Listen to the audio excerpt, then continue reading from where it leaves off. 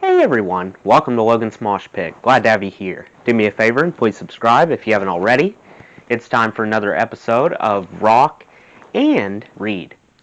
Let's go back to Paradise City as we read Chapter 2 of It's So Easy and Other Lies by Duff McKagan. Here we go. It happens in a flash, life does. Only the ever-deepening lines on my face tell me that I have been alive for a while. I don't feel any different. I still have geeky and adolescent thoughts. I still tell the same dumb jokes. I look up at that cedar shake roof on the house in Seattle, now looking a bit the worse for wear, and think, hang on, didn't I just have that redone? But then again, the real question is different.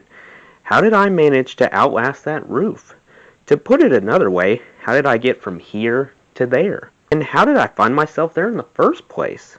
That's what I've tried to figure out through the process of writing this book, because it certainly wasn't a given that my story would amount to anything more than a lucrative cautionary tale.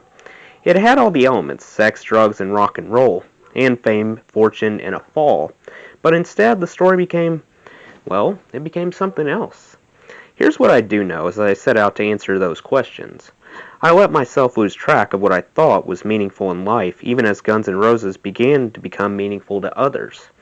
Back then, on the few occasions that I thought about it at all, I could think of a million excuses for going off the rails, but in the end, it seems to have hinged on a failure to grapple with a few basic definitions of what it meant to be successful, of what it meant to be an adult, of what it meant to be a man. The way I like to define myself diverged from the actions that actually defined me, and this disconnect proved a nearly fatal level of self-deception. But I'm getting ahead of myself. I'm afraid this is one of those stories that takes a long time to unfold. There have never been any easy epiphanies for me. It took a lifetime to start to understand even the slightest god thing. So I'll just have to start at the start.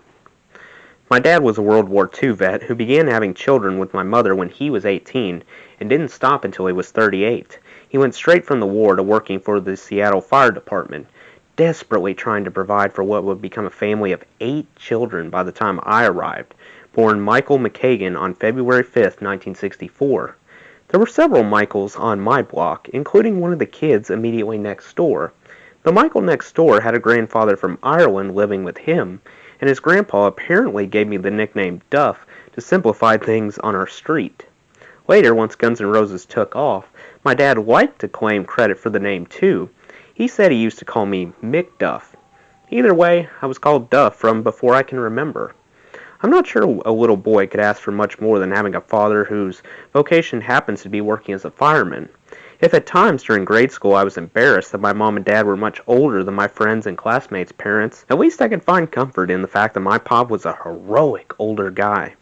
Both my parents had come of age during the Depression, and that experience colored their thinking on money, on work, on life.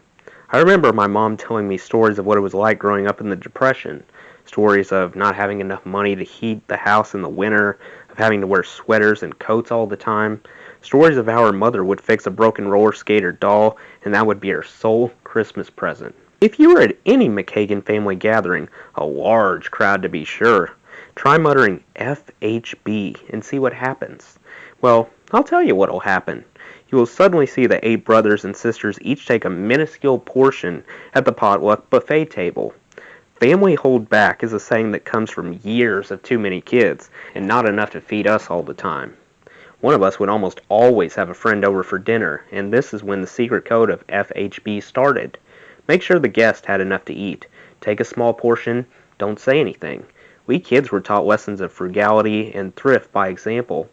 The old man also had a house painting business on the side, and I'll never forget how happy I felt when I was finally old enough to climb up onto scaffolds and scrape and paint with my older brothers and other firemen who needed extra work. With the Cascade Mountain Range practically in our backyard, my dad would take my brother Matt and me, along with our trusted dog Moo, on backpacking trips up in the Alpine Lake region to fish and camp under the stars with the bears and the deer. In that setting, my dad seemed all-knowing and all-capable. But I started to notice that things around the house were tense when we would come back from a weekend of house painting or camping. It was becoming painfully apparent to me, even at that young age, that my parents' marriage was an unhappy one. My dad always seemed agitated. I started to resent his anger and short temper. My mother was a saint in my eyes, and when I recognized pain in hers, I would become enraged. My dad retired from the fire department when I was 7 and soon found work as a fire inspector for an insurance company, a job that frequently sent him on the road, or so the story went. I just remember being relieved when he was away. Our household returned to normal. All of us kids could stop walking on eggshells and could laugh and joke and play music.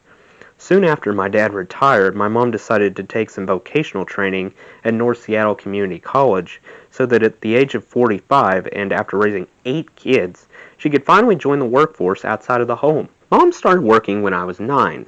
One of the first days she was at her new job, I came home from school and found my father, who was home that week, in bed with our next-door neighbor's wife, the mother of my best friend.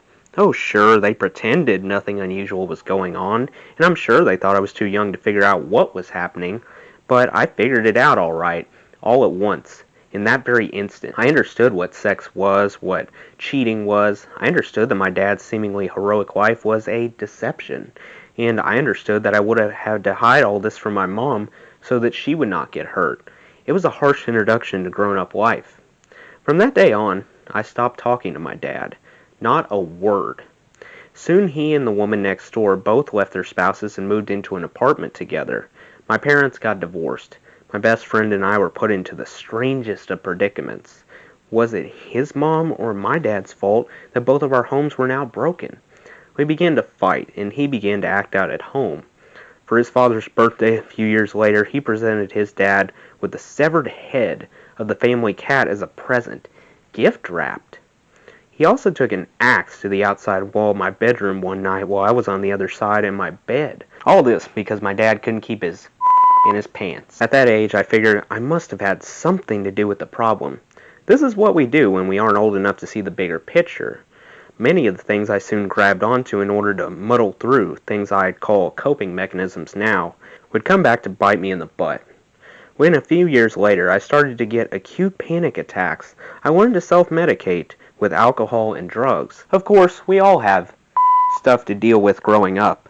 I cannot with a straight face blame my childhood for the drugs and alcohol that I would ingest later in life. More accurate, perhaps, would be to say that a perfect storm of factors began to whirl around me before I had a chance to address any of them. A predisposition to alcoholism, a family history of panic disorders, the need to hide a secret and protect my mom, and coming of age at a time when experimenting with drugs was much less frowned upon than it is today. My mom was pretty much left to provide for the household on her own. This meant that she had no choice but to leave me with a lot of responsibility, and I just didn't rise to the occasion right away. I wish I could have been a better son in those difficult transition years for my mother. I still kick myself for some of the hell that I put her through. I was trying to figure out my place in the world without a father to rely on as a role model. After my dad left, my mom's brother, a doctor, would let us spend summer vacations at a cabin he owned on a lake up in the mountains east of Seattle. While up there one time between 6th and 7th grade, I went water skiing with my brother Matt. Out of the 8 kids, he was the closest to me in age, just 2.5 years older, and a couple of other kids. Matt and a friend of his were driving the boat, and another kid and I were skiing behind it on a double rope. As we sped along, I lost my balance, and the belt attached to the tow rope came whipping off. In that instant, I fell forward, the slack in the rope forming a loop in the water, and my arm went through it. Then I heard it go zip, snapping taut again. Searing pain jolted my upper arm at the same moment the rope started dragging me. The boat isn't stopping. My brother thinks I'm holding on, joyriding. Sheer terror took hold as water gushed into my mouth and nose, and I struggled for breath. The rope had cut all the way down to the bone on my right arm and stripped the muscle from my shoulder to the elbow, just taking it all down like a sock. I'm going to drown. I'm going to die. Suddenly, it felt as though time had been suspended. Everything started to slow down. I looked intently at the cool green light refracted beneath the surface, particles suspended in the sunbeams, dancing in slow motion. Silence replaced the howl of water rushing past my ears. All I felt was the pale sunlight on me. Then the dim underwater light began to burn brighter until it saturated my field of view. A feeling of warmth and bliss washed over me, and I sensed a welcoming presence. It felt as if I were surrounded by family, generations of family, forefathers I had never met but somehow knew. By the time I resurfaced and everyone started to scream and people gathered along the shore of the lake, I had blacked out. Someone on shore managed to revive me. I was rushed to a hospital. Doctors were able to roll the muscle back up to my arm, but we didn't have enough money to pay for them to reattach it. Obviously, we also couldn't afford cosmetic surgery on it either, so to this day my upper arm looks as if someone took a wedge of muscle out of it with a hatchet. Soon after the accident, my mom had me participate in a study at the University of Washington on near-death experiences. My recollections appeared in the resultant book, Closer to the Light, Learning from the Near-Death Experiences of Children. That warm, peaceful embrace removed any fear of death I might ever have had. I felt a sense of exceptionalism after that, but I also now operated under the assumption that I would die young, that this had just been a preview of a death that would come sooner rather than later, and definitely by 30. After glimpsing the other side, that seemed just fine. That's the end of Chapter 2. Let me know what you guys thought of Chapter 2 in the comments below. That does it for today's video, guys. I hope you enjoyed. Make sure to like, comment, and subscribe if you haven't already. I really appreciate the support. I'll see you next time. Until then, rock on.